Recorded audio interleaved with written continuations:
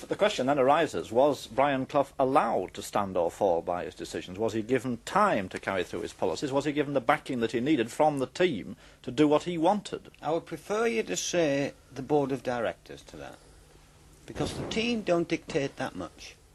The team can have a vote of confidence or that type of thing. The team are the be-all and end-all regarding the results on the field. Well, but regarding the confidence, it's essential to have the confidence, but the men who make the decisions are directors in football. Well, let's start with the team first of all. Well, because are you sure that that team was playing its best for you? Oh, I'm absolutely certain. With results like that? Oh, results like that, of course they were playing their best. They couldn't do anything else. It was second nature to them. Thank you. Let me ask you a question. How long have you lived in Leeds? 5 years. 5 years. And I've never seen such a disastrous start to the season. But have you ever seen a Leeds United team ever, and the present team, and starting off of this season, ever not try? They might have bad times, they might miss open goals, but never ever you accuse or insinuate that a Leeds United side never tried. Because there's never a player going out on that pitch with a white shirt on that's never tried. He might have a bad game, and he might miss open goals, he might do bad things, but never not try. OK, well, I accept that, but there have been claims that there was, in fact, a vote of no confidence, or something amounting to that, passed by the players. Is that in fact correct? That is absolutely correct. Well, how did you react to that? Oh, I wanted to be sick. Oh, I wanted to be sick. If you had a vote of no confidence with the people you work with, that way I would assume you would react exactly the same. I felt sick. What was the main reason for it, do you think? I don't know what the main reason was. I think, you know, the fact that I didn't have time to get to know them and this type of thing. I do believe, honestly, that whoever had walked in would have had the same thing. Plus the fact that all the other incidentals went against it, i.e. results and that type of thing, which I've already pointed out are the main thing. Well, let's stay with this point of the vote of no confidence. How do you react to players, in effect, passing a vote of no confidence in the manager after such a short period? I honestly feel, knowing Leeds United players, as long as I've known them, they must have had a very good reason to do that. No respect to Brian, I must feel and say what I feel about Leeds United players. They must have had a very good reason to do that. Why? I don't know. I had enough problems on my hand with the England job. Whatever the reasons, do you condone players acting in that kind of fashion? Doesn't it make a manager's job impossible? No, I do not condone players at all doing that in any club, because I think it's totally wrong, and I think directors are long to listen to it. But I can't understand why the Leeds United players, if Brian's true what he's saying, if they voted a no confidence vote in you, Brian. Not exactly a vote, but the feeling was there, yes. No, a vote's a very strong word, but the feeling was definitely there. Well, how far was that kind of feeling there? Because, in a sense, you've been critical of Don Revie himself. We had a programme here a few weeks back on which you were implicitly critical of Don Revie. You said the contract's unsigned. Now, is that the right kind of line to take to a man stepping into the shoes of a revered manager? Now, if you're asking me now, did I make mistakes, the answer is yes. I am not infallible. I definitely made mistakes. Having said that, when you say that I criticised Don Revie about unsigned contracts, I stated a fact that there were, when I took over, 11 contracts not signed. Now, if it was Don's fault, if it was the chairman's fault, if it was the player's fault, that's immaterial for this particular argument. There were 11 contracts not signed. That is fact. Well, Don Revie, you saw that programme and the accusation. What was your reaction to it? Yes, and Austin, I phoned up that night. Yes. And asked you if I could face Brian the following night, and I got no reply. Talking about the 11 contracts that were unsigned, all contracts were basically agreed in the minutes with the directors of what each player was going to get. Brian is possibly right, the contracts weren't signed, not by 11, I would say by 5 or 6. And all these things were agreed in the minutes, that these contracts were agreed, and I'd agreed with players. And all players have signed blank contracts from me for 13.5 years. And I've never had one scrap of trouble, ever, with one player throughout 13.5 years with contracts. And why they weren't carried out and signed and sent off by the secretary, I will never know. Well, now, on that same programme, Brian said that there was no warmth in the club. Now, that really shook me. Did I say no warmth? You said no warmth in Leeds United. Now, that was the closest thing that any relationship between players and manager and staff have ever had. Did I say no warmth between me and them, or no warmth in the club? You said no warmth in the club, Brian. I don't remember. If I did say it, then obviously the warmth that you generated between you and the players, that can't be taken away.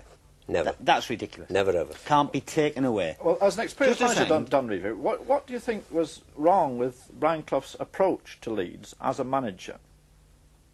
Now that's asking for me to do something that I know nothing at all about. I've known Brian a long time. What his approach is as a manager, I've never played under him. I've never worked under him. That is impossible for me to answer. You see, you have different styles as managers, and it's generally believed, I don't know with what accuracy, that you don't get on particularly well. Now, why is that, Brian Clough? Well, when I was a manager of Derby County and I was in direct conflict with Don Revie and his Leeds side, it's natural I didn't get on with him because invariably they were above us. That's the flippant answer. Having said that, I believe in a different concept of football to Don. I think. I believe that it can be played slightly different to the way Don plays it and get the same results. Now that might mean, you know, aiming for utopia, and it might mean being a little bit stupid, but that is the way I am. I'm a little bit stupid regarding this type of thing. I'm a little bit of an idealist. I do believe in fairies, and that is my, you know, outlook. Now, Don's slightly different.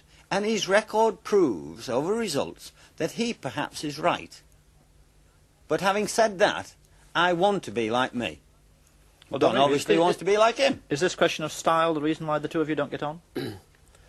Well, I don't know. I think that, truthfully, Brian is a fool of himself. I must be very, very honest here.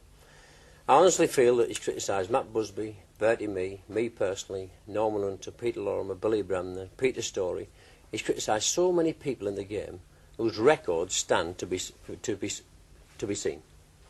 He's criticised so many people. This is his style. If he wants to be that style, fair enough.